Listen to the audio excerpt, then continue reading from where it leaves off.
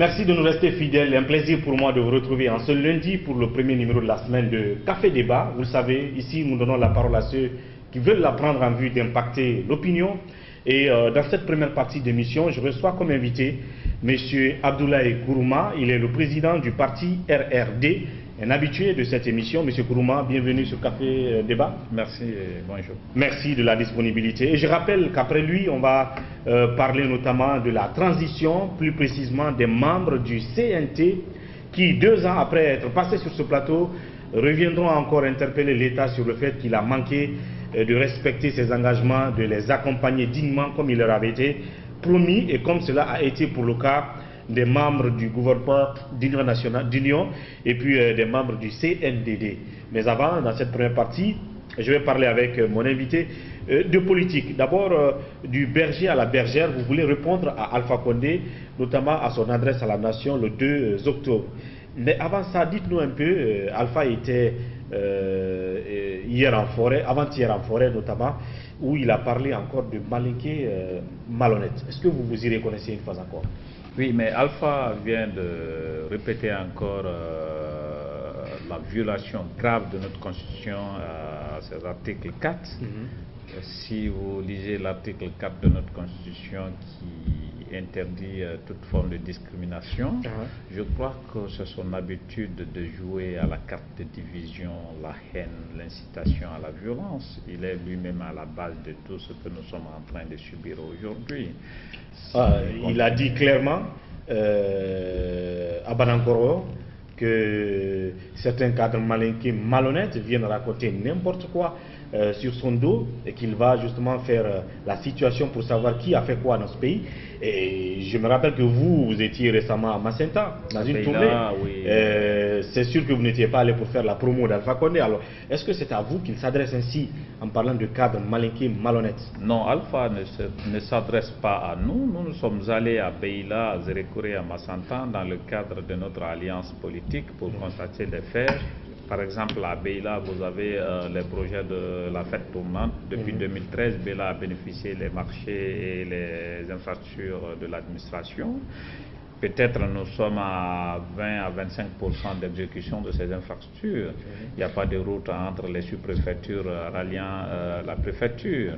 Vous avez vu aujourd'hui Banankoro, il était à Banankoro et Kriwani est en manifestation compte tenu des promesses non tenues. Il ne peut pas parler de la malhonnêteté au niveau des cadres malinqués. Ce que je peux dire ici, que s'il y a des malhonnêtes dans le pays, là, c'est les gouvernants, parce que c'est eux qui ont tenu des promesses. Ils ne sont pas à mesure de réaliser ces promesses. Ils sont en train de de faire les tours du monde dans les avions. Ils sont en train d'affréter des avions sur le dos de contribuables. Le contribuable est en train de payer la mauvaise gouvernance, la facture de la mauvaise gouvernance. Donc on ne peut pas... je veux dire, vous aviez été à un moment donné sans doute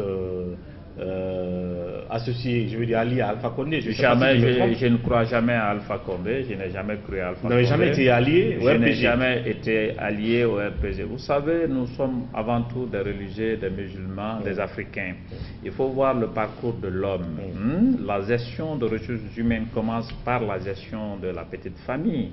Donc, vu le parcours de l'homme et tout ce qui s'ensuit, moi, comme Abdoulaye, père de famille, père de 4, 5 enfants, je ne peux pas m'allier à quelqu'un qui n'a pas de respect pour la valeur humaine, qui ne sait pas qu'est-ce que la famille a besoin, qui ne sait pas qu'est-ce que l'homme traverse. Vous savez, il est difficile de décortiquer certaines choses lorsque vous êtes en face du peuple. Si quelque chose est monté sur le mensonge, comme le parti actuel, le parti présidentiel, un parti politique où les vedettes sont les bantamasso qui passent leur temps à insulter les gens, à attaquer les gens au lieu de parler du programme essentiel. On ne va pas faire le procès du RPG essentiel. Restons sur donc, le discours d'Alpha Condé. Vous souhaitez donc intervenir sur les parties de son adresse à la nation. Qu'est-ce que vous critiquez dans ce discours, dans cette adresse à la nation d'Alpha Condé le 2 octobre? Alpha Condé s'est beaucoup accentué sur l'éthinisation de la chaîne politique. Et bien si C'est qu'il y a quand même une vérité, oui, écoutez, vous savez, l'histoire est têtue, l'histoire ne pardonne pas. C'est pas une vérité, c'est qu'il a dit, Alpha Condé? Non, puisqu'il est le parrain de l'ethnisation de la chaîne politique guinéenne. Comment est-ce qu'il est le parrain? Vous savez, en 85, quand Alpha est venu en Guinée, ça a trouvé que les Malinké avaient subi beaucoup de problèmes avec le régime militaire, d'où lui-même il était conseiller politique. Et parce qu'ils étaient condamnés par contumace à mort par l'ancien régime de Ahmed Sékou Touré, et ils ont été graciés par l'armée. Et il est venu en tant que conseiller, ils ont fait la promotion de multipartisme et ainsi de suite. En rentrant en Guinée, il n'est pas rentré en tant que quelqu'un qui veut unifier la Guinée, quelqu'un qui a un parti digne de nom. Il est rentré en tant que sauveur d'une communauté, la communauté mandin. Donc quand il est venu, il a fait croire aux Malinké que je suis venu pour sauver les Malinké. Et la preuve en est que quand il est parti à Cancan, il a rappelé. Il a dit aux Malinké, quand je venais ici, vous avez dit Alpha, quand tu venais, notre bouche était dans le sac. Maintenant tu es venu, on peut parler. Et quand il a tapé la poitrine à son siège, Malinké, Malinké, Maninka, Maninka, c'est quoi? Donc tout ça là illustre qu'il y avait quelque part, quelqu'un a dû tisser la fibre ethnique pour se faire vraiment ce qu'il est aujourd'hui. Vous avez une cote auprès des Malinké. cette communauté. Mais attendez, qu'est-ce que vous n'avez pas aimé dans ce discours? Quelle est la partie que vous croyez infondée, mal placée dans ce discours d'Alpha Condé? En tant que président de la République, qu'ils disent aujourd'hui que la scène politique est trop politisée, que les politiciens se gardent de diviser les Guinéens, est-ce qu'il a raison ou pas? Oui, mais lui, en tant que garant de la loi, et qu'il est à la base de cette division, c'est là où je ne suis pas d'accord avec lui. Qu'il est à la base? Très bien. Vous avez vu qu'un président de la République qui va dans une communauté, il dit, bon, vous les Bagas, vous refusez même de parler le Baga, tout le monde parle de ce chose. Vous pensez que c'est normal dans un pays? Alpha a dit ça? Il a dit ça, oui, il a dit ça, je confirme. Si tu peux aller dans les archives des télévisions et des radios, tu vas voir. Quand il a parlé des Rwandais au milieu des peuples, c'est lui qui a créé tous ces problèmes. Et tout dernièrement, quand il parle Malinké, Malinké, ce sont des violations flagrantes de la loi, la constitution guinéenne, l'article 4 de la constitution guinéenne. Donc il ne faut pas qu'il soit le parrain de quelque chose et se mettre contre ça. On est en train de lui restituer la monnaie. Si vous avez raison, peut-être qu'il a pris conscience. Non, jusqu'à présent, il n'a pas pris conscience à partir du moment où il s'en va s'attaquer encore à Banankoro tout près à une communauté. Si tu veux citer les cadres avec qui tu as travaillé, dis-moi tel cadre est malhonnête, mais ne dis pas les cadres malinqués. Moi, je crois que les cadres malinqués sont très sincères et très honnêtes. Parce que quand le malinqué veut, il te dit oui, je veux, et il prouve qu'il veut. S'il ne veut pas, il prouve qu'il ne veut pas. Donc moi je crois que les gens sont en parfaite harmonie avec leur conscience. S'il y a un problème. Est-ce que vous voulez dire, si Alpha Condé a dit dans son adresse à la nation le 2 octobre que les politiciens doivent travailler à unir les Guinéens et non à les désunir, il doit commencer par lui-même? Il doit commencer par lui-même. Quand nous avons été à Beila, il y a le journaliste de Aminata.com qui a interviewé son préfet, le préfet de Beila, et dit non, moi je ne retrouve pas les leaders politiques, mais au contraire, je trouve une alliance ethnique devant moi. Je crois qu'il a reçu le rapport de sa police, qui est le préfet, de Beila. Donc ils étaient opposés, il dit non, on n'est pas là. J'ai dit écoutez, nous sommes venus pour vraiment toucher les réalités à Beila. À Beila, le marché n'est pas fini. À Beila, la gendarmerie n'est pas finie. Les chantiers de l'indépendance, rien n'est réalisé. Jusqu'à présent. Rien n'est réalisé. Est-ce qu'on n'a pas droit à informer la communauté par rapport à ça? Aujourd'hui à Kéréouani, pourquoi Kéréouani s'est levé aujourd'hui? C'est parce qu'il y a eu trop de mensonges. C'est parce qu'il y a eu trop de mensonges. Je ne veux pas que Alpha parte beaucoup sur la fibre ethnique, tandis qu'il est le promoteur, il est le parrain, il est la personne qui a commencé à rendre ethniques les partis politiques ici. Donc vous êtes tous dans la même sauce? Non, moi je ne suis pas dans... Attendez, vous ne pouvez pas tout de même dire qu'il est le champion de l'ethnicisation de la scène politique en vous retirant un peu de la chose. Ça veut dire que vous êtes tous la même chose. Les partis politiques aujourd'hui sont quand même des partis à 90% communautaires. Si vous venez au RRD par exemple, vous allez voir que... Votre parti? Oui, vous allez voir que le RRD n'a rien à voir avec l'ethnie. Les 99% même des cadres du parti ne sont pas de ma communauté. Vous comprenez? Oui, là, donc, je veux dire ça c'est un peu le semblant politique. Hein. Non, ce n'est pas du semblant politique, c'est du réel. Mettre un bureau où vous prenez chacun d'une communauté et être proche de toutes les communautés, aller auprès de toutes les communautés fondées. Quel est le parti politique aujourd'hui qui est à 100% proche de toutes les régions, je veux dire, à part égale? Vous avez forcément l'UFDG qui va plus à l'Abbé, qu'il ne parte, je ne sais pas, à Lola ou... Oui, non, vous avez le RPG, ça je ne suis pas d'accord. Ça je ne suis pas d'accord. L'UFDG vient de faire une tournée, il était à Kankan, à Sigiri, à Zérékoré et partout ailleurs. Nous avons vu, moi je certifie que j'ai vu l'adhésion de la population. Oui, il y en a plus, donc, je ne suis pas là à parler de l'UFDG, je suis là à parler de propos du président de la République. Oui. S'il regrette, qu'il vraiment, c'est-à-dire qu'il fait son mea culpa, il sort devant la télé, vraiment la haine qu'il y a aujourd'hui dans notre pays, je fais partie, et vraiment je demande excuse à tous les Guinéens. Prendre conscience, y compris Alpha Condé lui-même. Vous savez, nous sommes de la nouvelle génération, la haine qui a été installée par nos aînés politiques, cette haine ne profite pas à l'humanité. Vraiment, moi je suis déçu que Alpha, lui-même il est conscient que la chaîne politique a été utilisée et il continue à activer sur la fibre ethnique. Si vous voyez qu'on donne la parole à un Bantama juste parce qu'il est de la communauté de Fouta, il est de la communauté Peul, pour s'attaquer, tu vois ces attaques, c'est directement, il cite même directement Seloudalin Diallo dans sa communication. C'est purement, non, c'est purement stratégique. C'est purement stratégique. Parce que la parole à l'UFDG, il s'attaque à Alpha Condé. Non, Fodé Oussou est un vice-président. Fodé Oussou est un vice-président. Non. Moi, personnellement, je m'attaque à une gestion. Donc, un grand parti politique comme le RPG Arc-en-Ciel, je crois que dans son assemblée, il ne doit pas s'attaquer à un individu. Mais il doit parler des projets, des activités et vraiment les conditions de vie de la population. Nous sommes à tel niveau par rapport à l'amélioration des conditions de tel secteur, nous sommes à tel niveau par rapport au développement. Mais donc un parti qui a pour vedette Guantamasso, qui ne fait qu'insulter les gens, même l'Assemblée passée, il a insulté les gens. Vous appelez ça parti politique? Vous appelez ça la mouvance présidentielle? Alors, donc, cette première partie du discours d'Alpha Condé à l'occasion du 2 octobre, n'est pas fondé selon vous, en tout cas, n'illustre pas lui-même ses attitudes. Donc vous pensez que Alpha ne peut pas s'illustrer en donneur de leçons en matière de... Pas du tout. L'ethnisation. Voilà. En matière de paix. Pas du tout.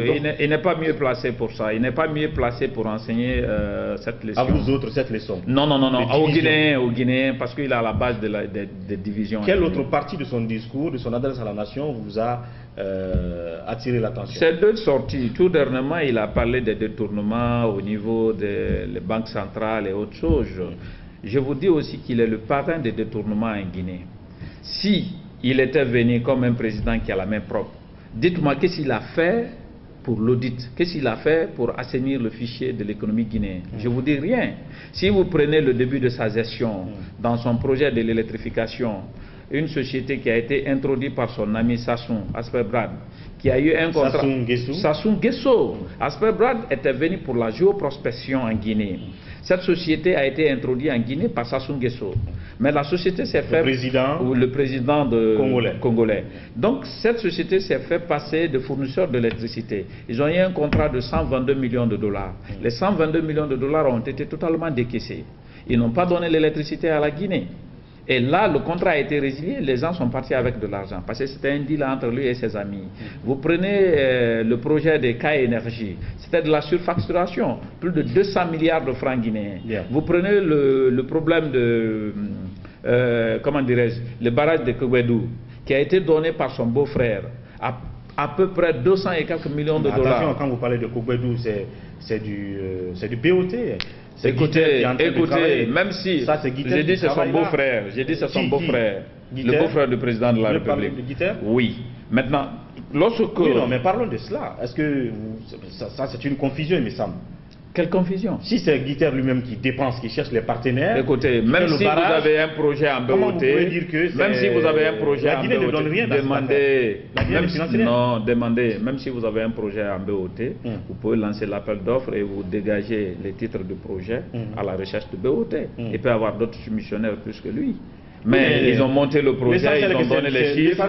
Ils ont donné les chiffres. Non, mais il y a beaucoup de personnes qui ont de l'argent, qui peuvent faire mieux que ça. Oui, mais pourquoi ça ne vous plaît pas que ce soit Guiter qui est donc... Non, c'est pas parce que ça ne me plaît pas, ça ne respecte pas les normes. C'est pas parce que ça ne me plaît pas, c'est parce que ça ne respecte pas les normes, c'est parce qu'il y a une part de détournement, de corruption dedans. Vous prenez la gestion de stade de Conakry. Hein? Vous prenez, c'est une gestion de 30 ans. Vous voyez le montant qu'on dégage. Bien. Donc tout ça là, ce sont des détournements. Et lui-même, quand lui parle de détournement, qu'un Guinéen a construit une villa de 2 millions, une maison de 2 millions de dollars dans son village, mais je lui dis que lui c'est un bon Guinéen. Lui, il n'a pas acheté des maisons au Brésil, ni en France. Il a les 80% de ses ministres qui ont des appartements qu'ils entretiennent aux États-Unis, en France, en Allemagne et autres, qui ont la double nationalité, qui sont en train aujourd'hui de s'enrichir sur le dos du contribuable. Lui, il est en train d'affréter les avions ici tous les jours. Et une heure d'affrétation de vol équivaut à 5 000 € le minimum. Admettons que l'avion vient de l'Europe. Ça te fait 12 heures les allers-retours. Et tous les jours, il est en train d'affréter l'avion. Le résultat, c'est quoi? Donc, en conséquence, il ne doit pas du tout demander des comptes à ceux qui ont géré le pays avant lui. Il ne peut plus parler aujourd'hui de la mauvaise gestion à partir du moment où lui-même, il a fait une gestion calamiteuse, catastrophique, où il a fait saigner l'économie guinéenne, où il a fait subir les pauvres Guinéens au paiement ou à l'arrangement de la mauvaise, c'est-à-dire la facture de la mauvaise gouvernance. On va changer de sujet à présent. Vous avez donné votre avis sur le discours d'Alpha Condé le 2 octobre, le volet ethnicisation de la scène politique, et puis quand il reproche à certains opposants aujourd'hui d'avoir pillé la Guinée quand il gérait le pays. On va passer donc au processus politique. Vous avez tenu une rencontre le week-end dernier chez Cellou Dalein Diallo, où vous avez constaté une avancée dans l'application des accords du 12 octobre et en conséquence vous arrêtez vos manifestations, en tout cas vous observez une pause. Est-ce que ce n'est vraiment pas trop tard? Est-ce que vos deux manifestations n'étaient pas inutiles et les 2 morts qu'on a eus c'était des sacrifices tout simplement? La dernière manifestation était organisée pour dénoncer l'impunité et l'injustice dans le pays. Et la pause que nous avons prise, ce n'est pas parce qu'on ne travaille pas. Nous sommes en train de faire de porte à porte, nous sommes en train de sensibiliser aux gens pour préparer c'est-à-dire la manifestation prochaine qui va se tendre sur tout l'État. Ce que Makanera a dit clairement, c'est que vous avez constaté des avancées dans l'application de l'accord. Le calendrier électoral fixé au 4 octobre et au 4... Quelques avancées, ça a été bien dit. Ça a été bien dit. La mise à disposition de 91 milliards. Oui. Mais ça, c'est des avancées qui avaient déjà été constatées avant que vous ne commenciez les manifestations. Non. Avant qu'il y ait 2 morts après. Est-ce que ça a été la peine d'aller à ces manifestations? Non, écoutez, il n'y a pas que ça. Il n'y a pas que des élections. Vous avez l'installation de la Haute Cour de justice. Vous avez la célébrité, vous avez l'impunité, vous avez l'insécurité, vous avez la malgouvernance qui fait partie de nos revendications. Qui ne sont pas encore réalisées. Qui ne sont pas encore réalisées. Vous parlez des avancées qui ont été réalisées avant vos manifestations. Non, non, c'est pendant, c'est sur la pression des manifestations que nous avons trouvé ces avancées. Le calendrier électoral a été fixé. C'est après la manifestation du 16 août. Quand la CENI a proposé le calendrier. Oui, c'est après 16 août. C'est après 16 août, la CENI a commencé la consultation avec les partis politiques. L'opposition s'est retirée du cadre du dialogue, du comité de conseil, de comité de suivi. Ça, c'était avant la manifestation. Ça, c'est après une manifestation. C'est après la manifestation du 16 août. Bien. C'est après la manifestation du 16 août. Vous pensez que c'est sous la pression? C'est sous la pression, bien entendu. C'est sous la pression, bien entendu. Bien. C'est sous la pression. Ce que je peux vous dire ici, c'est pas parce que, vous voyez, nous sommes en train de se battre pour que nous soyons dans un état de paix et de justice. Vous avez rappelé à Banankoro que le président vient de violer encore l'article 4 de notre Constitution, en ségrégant une ethnie, en insultant, en communautarisant même son débat, en insultant les gens. Un président de la République censé à défendre la loi. C'est pourquoi nous insistons l'installation de la Haute Cour de justice, la Cour habilitée à demander la démission du président pour haute trahison. Parce que le président est en train de faire ce qu'on appelle du parjure. Il a juré de respecter et de faire respecter la Constitution guinéenne. Si lui-même il est en train de violer la Constitution guinéenne, nous aussi nous sommes dans nos droits de demander son départ. Voilà, restons sur le fait que vous avez mis une pause dans vos manifestations et pour sensibiliser. Et vous dites, en tout cas ce que vous nous avez dit, c'est que vous constatez une avancée dans l'application des accords du 12 octobre. Donc jusqu'à quand cette pause sera maintenue? C'est 2 semaines de pause. Nous avons 2 semaines de sensibilisation porte à porte. Nous avons 2 semaines. Dans les 2 semaines, nous sommes en train d'aller vers le ministre de la Justice, lui demander de mettre une commission d'enquête sur place, certifiée, et que de faire une déclaration par rapport à ça et que les enquêtes reprennent tout de suite ou recommencent tout de suite. Donc voilà, il y a une équipe déjà qui doit aller rencontrer le ministre de la Justice par rapport aux enquêtes et tout ce qui s'ensuit. Après les 2 semaines, nous allons nous retrouver. Nous allons faire d'abord un retrait, se retrouver, que ce soit hors Conakry ou dans d'autres pays, pour établir la stratégie que nous avons déjà commencé, parce qu'on ne peut plus tolérer la violation flagrante de la loi, de la Constitution. Et surtout que le président continue à violer la loi. Avant-hier, il était à Banakoro, il a violé l'article 4. Et là-dessus, vous allez... De surcroît, même, il dit qu'il va faire la route entre Boké et Kérouani. Ça va passer par où? L'ingénieur a parlé de ça. Sûrement, il enverra, comme il a dit, comment ça s'appelle ce pays où il veut justement que la Guinée soit ainsi comme à l'horizon 2040, Singapour, justement, il enverra les ingénieurs là-bas. Alors, dernier mot, M. Abdoulaye, en 1 minute, à l'endroit de ses auditeurs, sur la position du RRD, notamment sur la gouvernance Alpha Condé, une fois encore. Je veux dire qu'il y a l'incohérence totale au niveau de la gouvernance. La communication du président de la République ne va pas à l'encontre des réalités. Il est en train de dire vraiment ce qui n'est pas réel. Si vous prenez son discours à travers les enseignants par rapport au glycéralia, et ainsi de suite, je crois que ça veut dire que sa communication traduit l'image de sa gestion. Parce que tout ce qu'il a dit hier, rien n'est fondé. Tout ce qu'il a dit à la télévision, rien n'est fondé. Donc je veux dire au peuple de Guinée qu'en 2020, surtout ça commence à partir de février 2018, septembre 2018, c'est élémentaire, il faut lui sanctionner par des votes. Je crois que le peuple de Guinée a compris. Surtout que quand il se tape la poitrine, il dit qu'il est le seul opposant qui n'a pas rencontré Lansana Conté. Je vous le jure, Lansana Conté n'a jamais souhaité rencontrer Alpha Condé. Je défie quiconque. Si il a reçu une note d'invitation de Lansana Conté, je démissionne de la politique. Il n'a jamais reçu une note de Lansana Conté. Vous pouvez demander tous les anciens ministres de Lansana Conté parce que j'étais un peu proche. Donc il n'a jamais cherché à rencontrer Alpha Condé. Lansana Conté n'a jamais cherché à rencontrer Alpha Condé. Voilà. Et s'il se dit qu'il est le seul président qui n'a jamais été Premier ministre ni président de l'Assemblée, c'est pourquoi nous partons droit au mur. C'est parce que il n'a pas d'expérience. Merci. Il n'a l'expérience que dans l'opposition et il s'oppose lui-même à sa gestion. Voilà. Je vous remercie. Merci beaucoup. Et à très bientôt. À très bientôt, oui. Voilà donc, comme annoncé, je recevrai tout de suite dans la deuxième partie de cette émission 2 anciens membres du CNT. On fait une petite rétrospective sur la transition de 2009, après la pause D.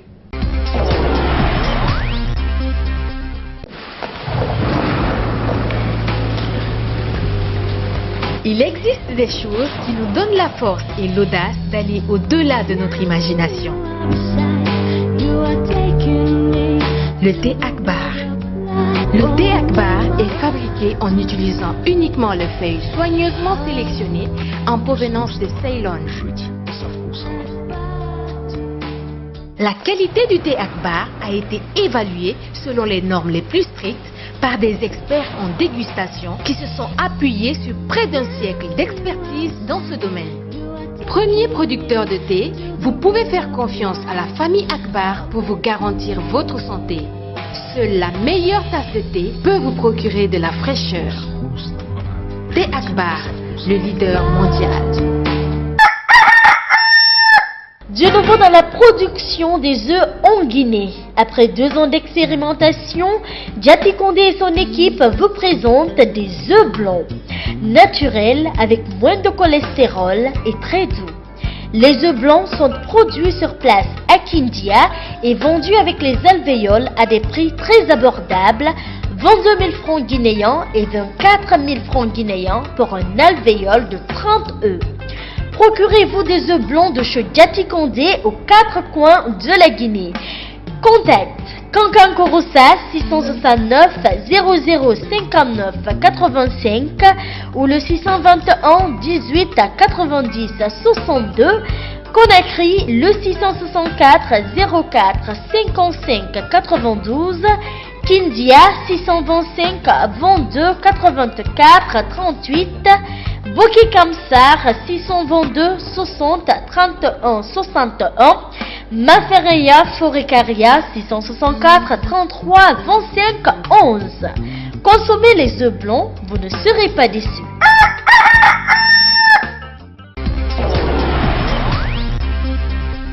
Merci de nous retrouver dans cette deuxième partie de Café Débat. Je vous le disais tout à l'heure, ils ont servi la transition de 2009.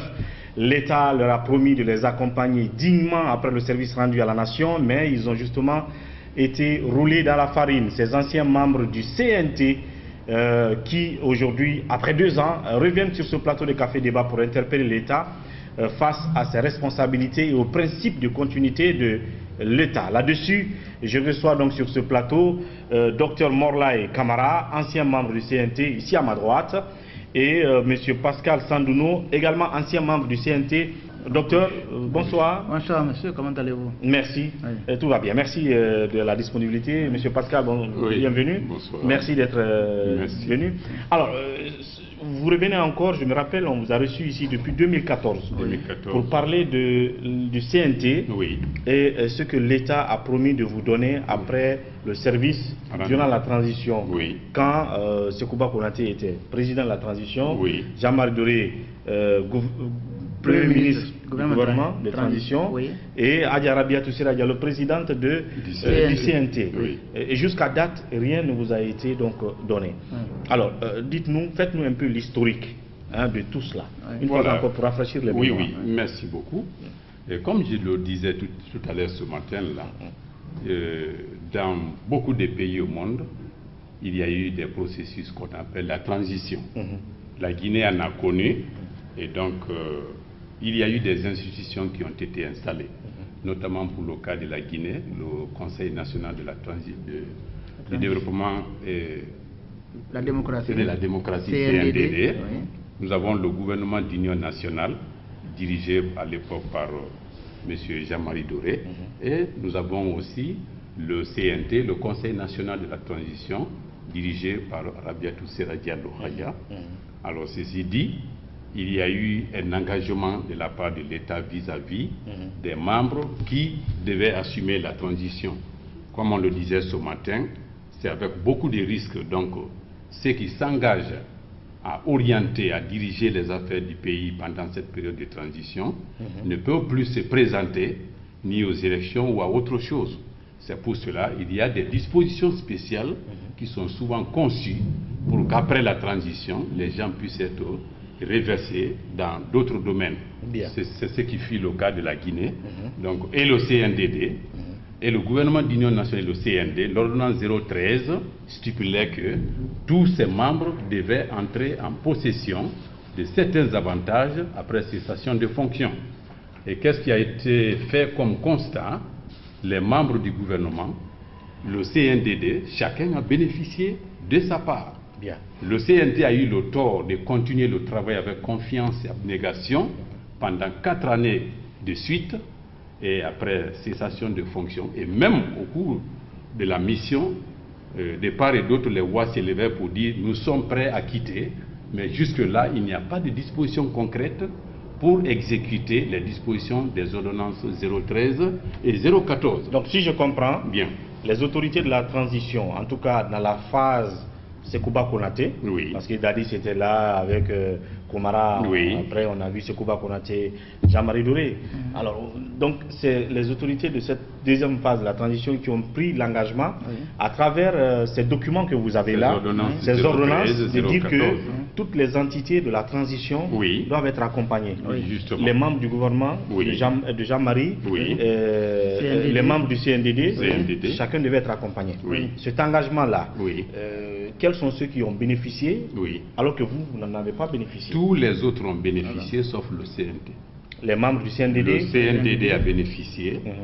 Les membres du gouvernement d'union nationale ont bénéficié aussi. Par exemple quoi? Qu'est-ce que les membres du CNDD ont eu? Qu'est-ce que les membres du gouvernement de Jean-Marie, Feu Jean-Marie ont eu? Les membres du gouvernement de Jean-Marie Doré, tout le monde le sait, ça a été vulgariser, c'est 500 millions suivis des vécus de services qui détenaient en tant que ministre. Qui détenaient en tant que ministre. Ils en ont bénéficié, et là tout le monde le sait. Tout comme les membres du CNTD. Le CNTD aussi a obtenu des avantages spécifiques. Bien, alors pourquoi, Dr Morlaye, vous, CNT, vous n'avez pas reçu vos accompagnements? Voilà. Nous, on nous disait, comme on avait fait d'abord les présidentielles, on dit que nous nous occupons la législation. Donc on ne peut pas quitter comme ça, laisser un gouvernement sans Assemblée nationale. Sans Assemblée nationale. Parce qu'on a commencé par l'élection présidentielle en 2010. Voilà. Donc quand on a parlé de notre cas, non, on n'accompagne que celui qui s'en va. Donc vous, aussi longtemps que la nouvelle Assemblée qui sera élue par le peuple n'est pas installée, vous vous occupez de ce travail-là. C'était un jour même, on était là en train de plier bagages. Après, un texte est venu, après que le Bureau international du travail ait demandé à la Guinée de déposer son nouveau code de travail, mais il n'y en avait pas. Longtemps, on n'en avait pas. Donc, le gouvernement d'Alpha nous a demandé d'accepter de travailler, bien qu'on est au-delà, mais qu'il n'y a pas de souci pour cela.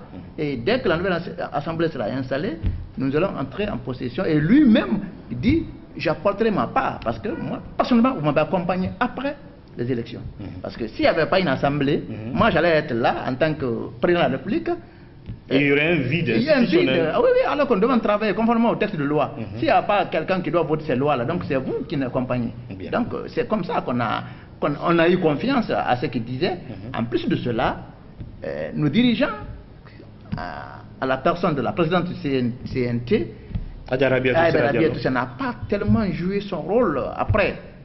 Sinon, à la porte, c'est-à-dire quand on était prêt à quitter, en 2013, elle a échangé beaucoup de courriers, bien avant cela même, beaucoup de courriers avec les autres institutions telles que le gouvernement, avec les ministres des Finances, le ministre du Budget, avec le médiateur de la République, pour les décorations et autres, le ministère du Plan, plutôt de l'Habitat, pour les parcelles non bâties qui devaient être là aussi. Elle a changé beaucoup d'écrits, jusqu'à ce qu'il y a eu même quelque chose qui a été proposé du fait qu'il n'y a pas de liquidité dans le trésor guinéen, qu'on peut payer ça en utilisant les bons de trésor, avec une échange de paiement de 6 mois, avec les montants qui sont bien estimés. Et le ministre des Finances a envoyé ça à Rabiatou. Et pour la question, si ces propositions rencontrent votre avis, nous attendons pour les écrits. Bien. Depuis ça maintenant, l'affaire est finie. Mais tout ce que nous disons, c'est que le problème à son étape actuelle, c'est que le chef de l'État, le président Alpha Condé, c'est lui qui ne veut pas du tout laisser la main libre des ministères concernés par les ordonnances. Pour quelle raison? Alors que c'est une obligation de l'État. C'est une obligation de l'État. C'est une dette d'ailleurs que peut-être l'État. On peut dire comme ça. À l'endroit de l'État. Mais là, c'est que certainement, on ne peut pas accuser son employeur. Sinon, on peut dire à son employeur, il y a des gens qui croient que ce sont des Guinéens qui ont servi ici, qui veulent s'accaparer des biens de l'État. Des choses comme ça, des biens des pauvres individus. Alors que nous ne sommes pas des citoyens ordinaires maintenant. Imaginez-vous, parmi nous, mon frère, il y avait des gens qui ont vécu à l'extérieur. Quand ils ont entendu que leur pays est en crise, volontairement, ils ont été désignés par les Guinéens vivant dans ces pays pour venir participer à cette phase de transition. C'est pendant cette phase-là, tous ces têtes guinéennes-là ont participé. Toutes les lois ont été révisées. À commencer par la loi fondamentale, qui était à l'époque la constitution guinéenne, a été révisée. Et la manière dont ça a été fait, on ne pouvait pas demander au peuple de greffer un référendum sur ça. Il y a un toilettage qu'on avait fait. Ce toilettage-là, ça n'a pas touché plus de 25% du contenu. Donc on n'a pas fait de choses pour ça. Il n'y a pas dit il faut faire un référendum.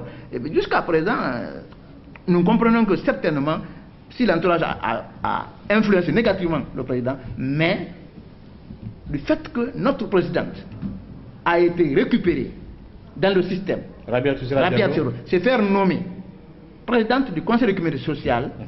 Pour nous, jusqu'à maintenant, sa mission en tant que président du CNT est inachevée. Bien. Donc elle doit, dans le respect des règles de jeu, n'est-ce pas, de la loi et de la démocratie, elle doit accepter, même si elle ne sait pas voir par nous, mais qu'elle contribue à ce que vraiment cette affaire la finisse maintenant. En principe, ça c'est quelque chose qu'on ne doit pas réclamer. Ce sont des choses qui se font dans la plus grande discrétion de l'État. Mais il va consommer à faire des débats pour ça. Le moindre citoyen commence à dire, bon, ils veulent récupérer des milliards encore sur le pauvre Guinéen. Et il ne peut pas monnaie, il ne peut pas évaluer le sacrifice que nous avons consenti lorsque nous étions là-bas. On se réveillait parfois à minuit. Des fois, on peut à peine arriver à lui parler. C'est quelqu'un de notre commission. Il peut faire 2 jours à la maison. Parce que quand on travaille la journée, c'est lui qui a fait le rapport. Et le lendemain, ce rapport doit passer en plénière. Et s'il ne fait pas, la peine n'aura pas lieu. Des fois, il peut faire 2 jours, 3 jours sans aller à la maison. Donc, des sacrifices concentriques comme ça, le citoyen est moins, il peut comprendre de ça. Lui, c'est la valeur de l'argent là qu'il voit. En quoi l'État devait réguler ça de manière très discrète? Bien.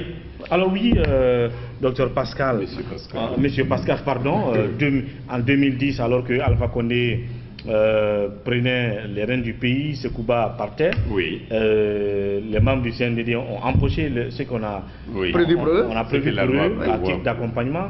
Les membres du gouvernement ont empoché. Alpha Condé, donc, qui prenait fonction, vous a promis, comme vous êtes encore là jusqu'à l'élection des députés, attendez, après on vous donne votre argent. À la fin de la mission.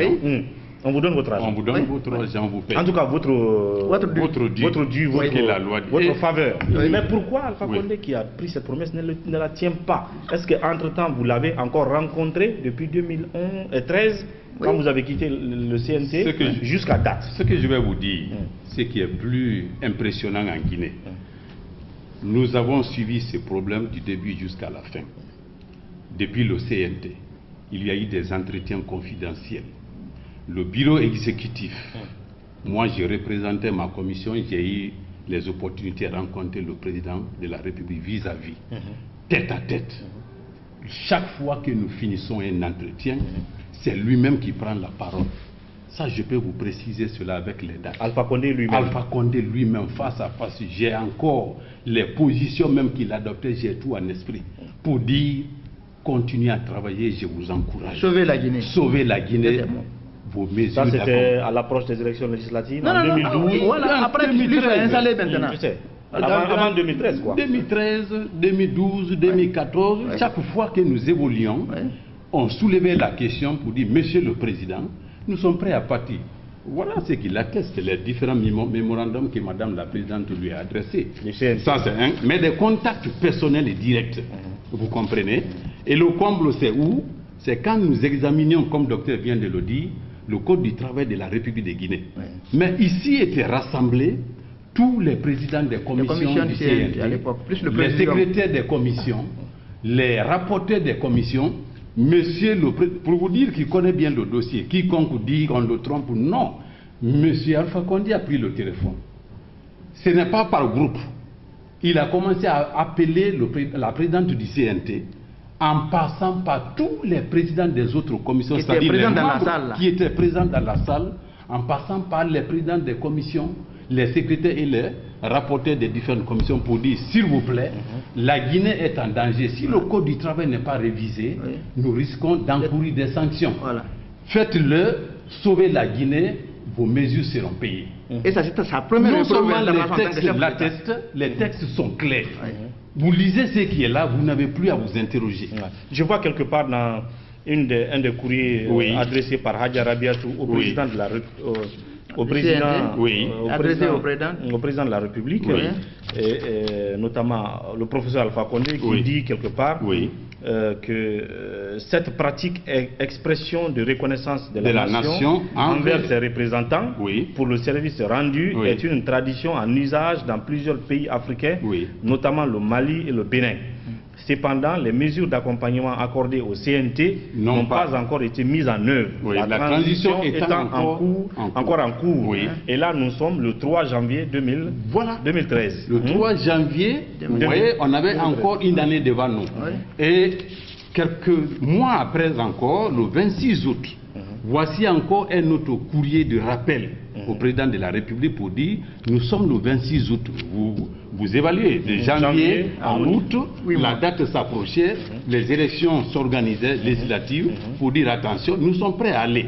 Pendant que les autres membres du gouvernement ont bénéficié de ces mesures, le CNT qui a mis plus de temps, qui a consenti plus de sacrifices, est prêt à aller, mais aucune disposition n'est prise. Pour leur accompagnement. Pour leur accompagnement. Ici, on a même spécifié.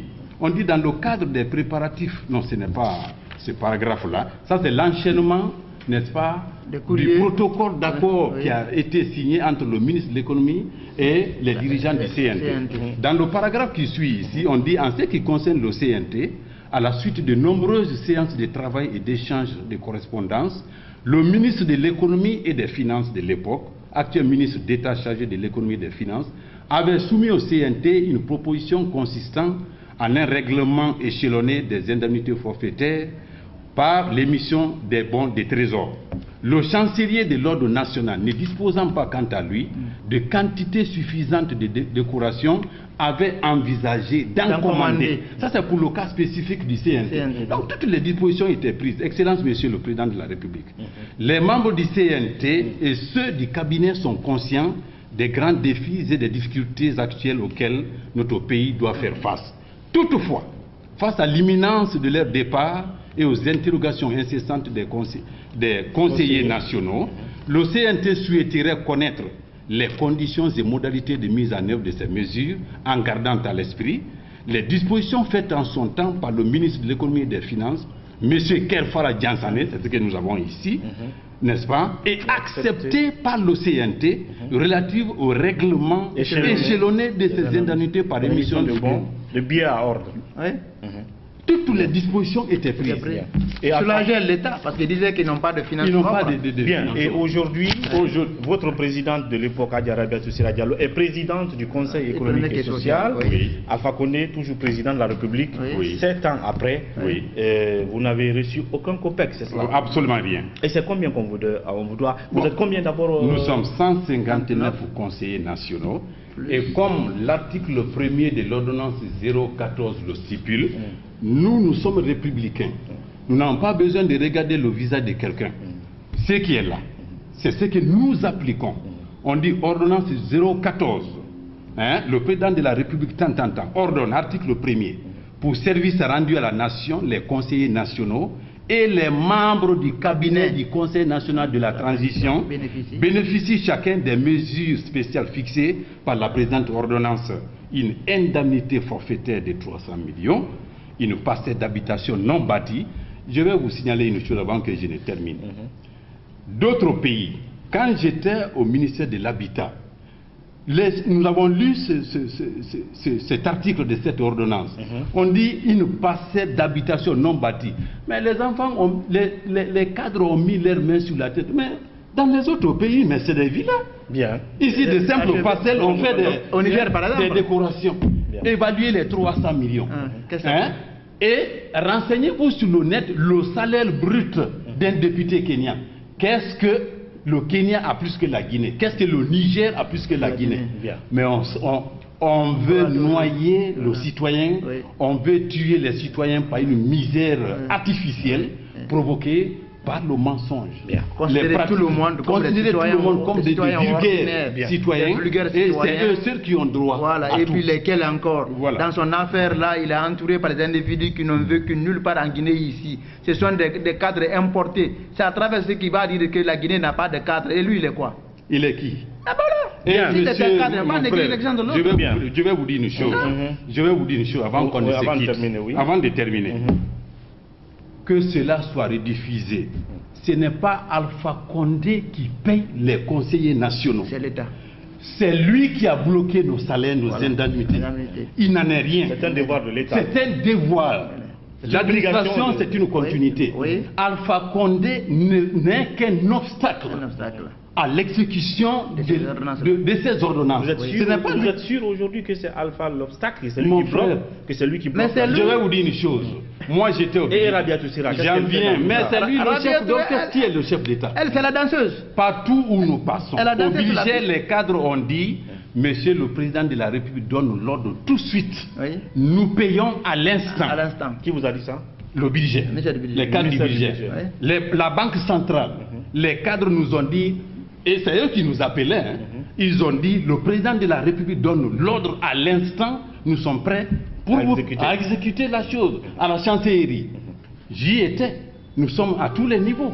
Il dit, mais nous n'attendons que... Quand j'ai dit, mais est-ce, monsieur le secrétaire général, est-ce que les décorations vous avez commandées? Il dit, mais ce n'est pas votre problème. Que le président donne l'ordre tout de suite, nous allons nous exécuter. Mais s'il vous plaît, si ce n'est pas fait dans les délais que nous sommes fixés, le CNT criera très fort, nous avons découvert notre voleur. Bientôt. Si ce n'est pas payé, nous le dirons, Et tout le monde l'entendra. L'entendra. Ce qui gangrène la Guinée aujourd'hui, ce sont ces pratiques.